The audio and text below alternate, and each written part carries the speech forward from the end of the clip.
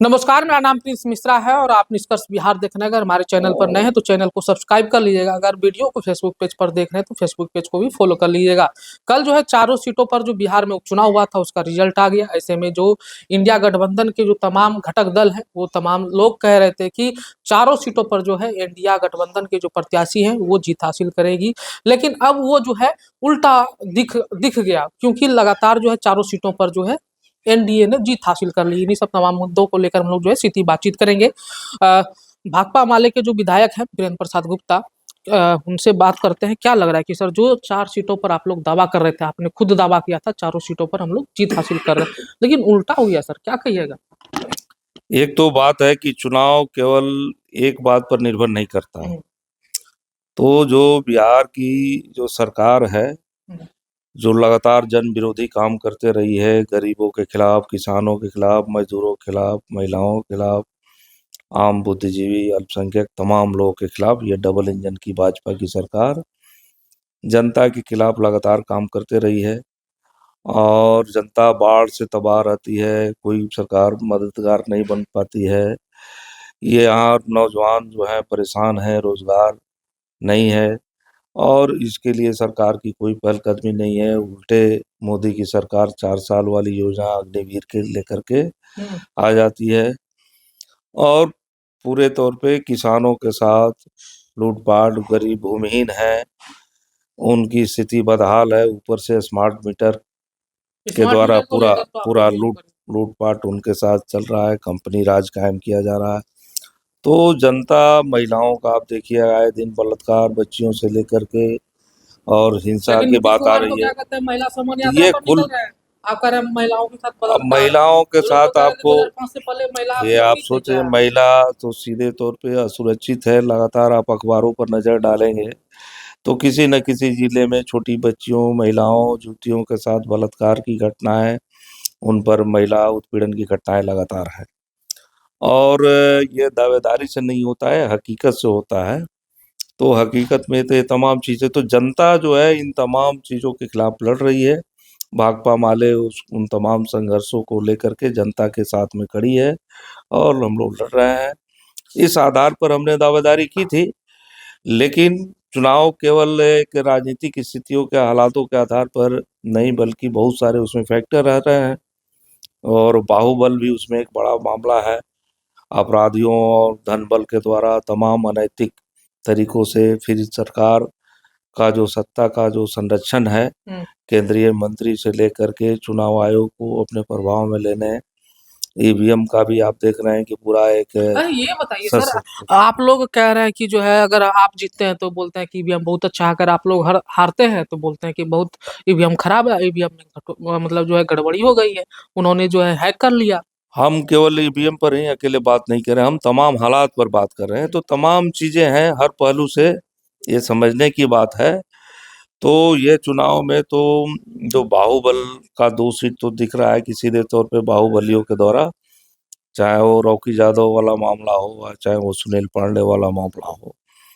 तो एक तो बाहुबल, जिसका भाजपा पूरा बाहुबलियों को, अपराधियों को संरक्षण देने वाली पार्टी है, तो उसने इसने इस्तेमाल किया भाजपा ने बाहुबलियों को और तमाम लुटेरों को। भाजपा जदयू इंडिया गठबंधन पर भी आरोप लगता रहा है अब इंडिया गठबंधन में जो बाहुबलियों का आरोप लगता रहा है वो बिना बिना बिना सिर पैर का है।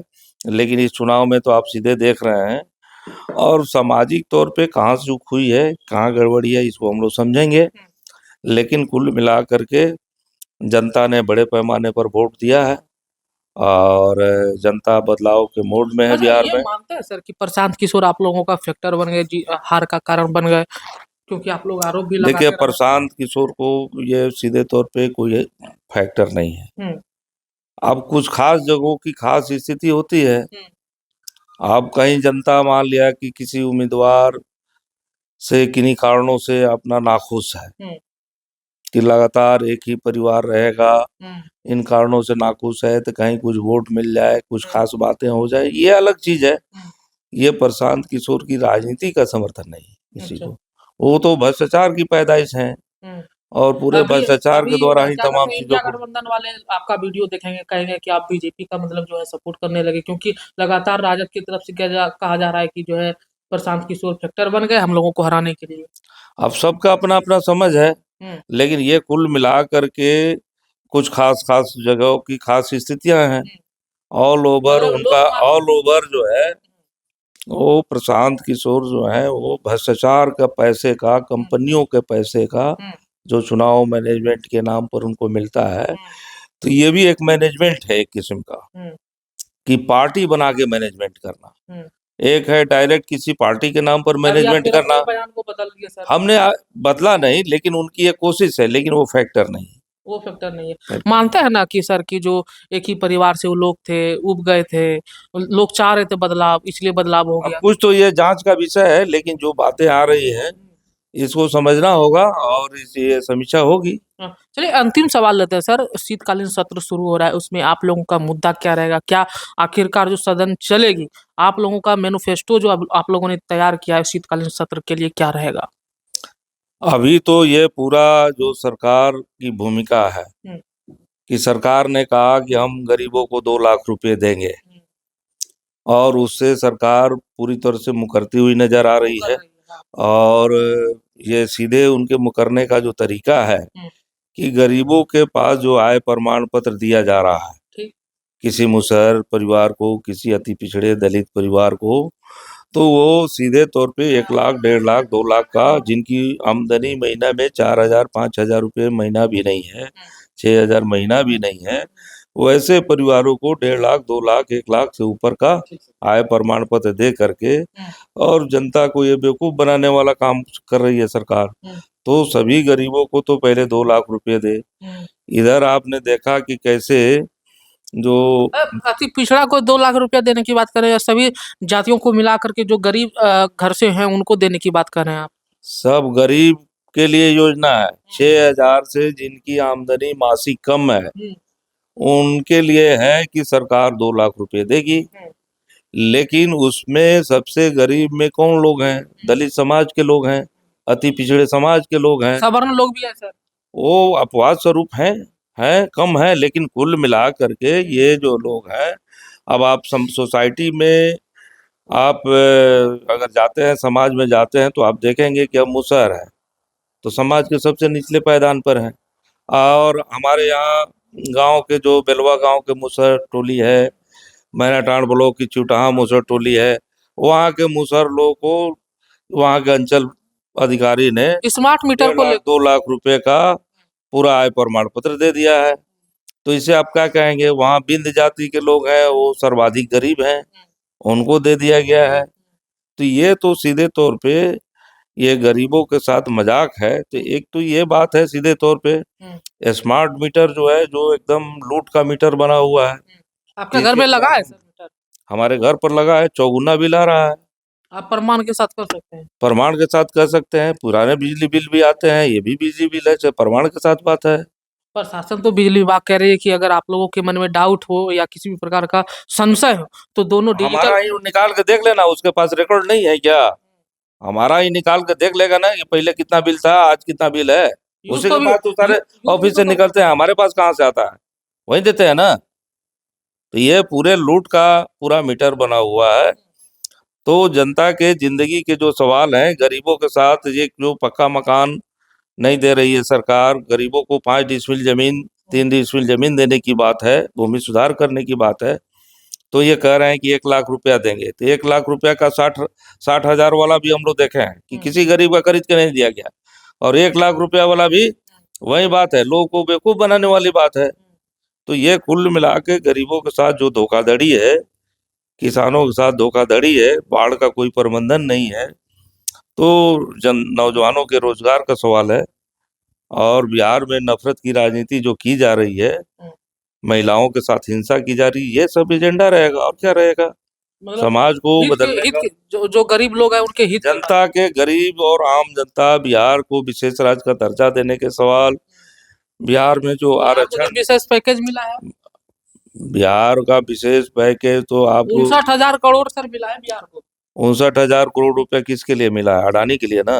अडानी के लिए मिला है कि बिहार यहाँ का मैंने विकास? 59,000 करोड़ रुपए का कोई उससे बाढ़ का प्रबंधन का काम होगा कि बिहार की बाढ़ की समस्या का समाधान हो जाए, सूखे की समस्या का समाधान हो जाए, इंद्रपुरी जलाशय बन जाए, कदवन जलाशय बन जाए, ये इसके लिए मिला है?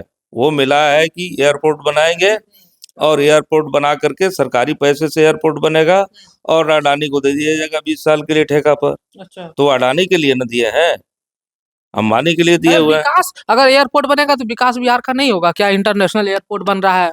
एयरपोर्ट का से बिहार का विकास किस अर्थ में होगा? ये आपको गरीबों का तो और आम आदमी का तो विकास नहीं होगा। अडानी का विकास हो सकता है, अडानी अंबानी का विकास हो सकता है, सीमित 2-4% लोग हो सकते हैं, उनके लिए बात हो सकती है, लेकिन बिहार के किसान मजदूर आम आदमी का कैसे हो जाएगा? बिहार का अगर मैंने पलायन नहीं रुकता है, यहाँ के मजदूरों के काम में, यहाँ के जो कर्मचारी है, ठेका मानदेय संविदा कर्मी, ये जो है, जो केंद्र सरकार की योजना है, आप कह रहे हैं कि विशेष पैकेज दिया, आप बता सकते हैं कि आशा किसकी योजना के तहत चलता है? जो हेल्थ वर्कर हैं, आशा कर्मी, केंद्र सरकार की योजना है, उनको कितना ये दे रहे हैं? 1,000 रुपये महीना में काम कराते हैं, 1,500 रुपया महीना बिहार सरकार मिला के दे रही है। तो ये सीधे तौर पे तो शोषण है। मनरेगा के कर्मियों का केंद्र सरकार की न्यूनतम मजदूरी 800 से ज्यादा है और ये मनरेगा की योजना केंद्र सरकार की योजना है, यहाँ 245 रुपये मजदूरी दे रहे हैं। ये किसको पैसा दे रहे हैं? कम से कम अपनी योजना जो है, ये आंगनबाड़ी है, ये जो रसोईया है, रसोईया को 1,650 रुपये महीना मिलते हैं। आप सोच सकते हैं कि क्या बदतर स्थिति है। 8 घंटा खटा रही है केंद्र सरकार। कम से कम अपनी योजना में तो वो पैसा दे देते कि हम आशा को, आंगनबाड़ी को, रसोईया को, ये तमाम जो हम उनसे काम ले रहे हैं, उनको भी तो पैसा देते थे वो 59,000 करोड़ रुपया में। कि बाढ़ में बार बार बाढ़ आ रही है, इससे आपको बाढ़ की समस्या का निदान में तो पैसे दे देते, सूखे की समस्या का निदान कर लिए तो पैसा दे देते, लेकिन वो देंगे अडानी को। अडानी के लिए उन्होंने एयरपोर्ट के लिए दिया है। तो देख सकते हैं कि जिस तरीके से सीपीआई एमएल के जो विधायक हैं उनका साफ तौर पे सरकार पर आरोप है। जो अभी हम लोगों का मुद्दा रहेगा शीतकालीन सत्र के दौरान, वो जो है हम लोगों का गरीबों के हित की जो बात है वो हम लोग करेंगे। लेकिन जिस तरीके से हम लोग लगातार आवाज उठाते रहे हैं कि बिहार को विशेष राज्य का दर्जा मिलना चाहिए, साथ ही साथ जो उपचुनाव को लेकर रिजल्ट आए हैं उनमें जो हम लोग जो है अनुशंसा करेंगे कि हम लोग कहाँ से, हम लोगों की चूक जो है कहाँ हुई है। इन्हीं सब तमाम मुद्दों को लेकर हम लोग गहन मंथन भी करेंगे और आने वाले समय में जो है बेहतर प्रदर्शन करके दिखाएंगे। फिलहाल वीडियो में इतना ही, धन्यवाद।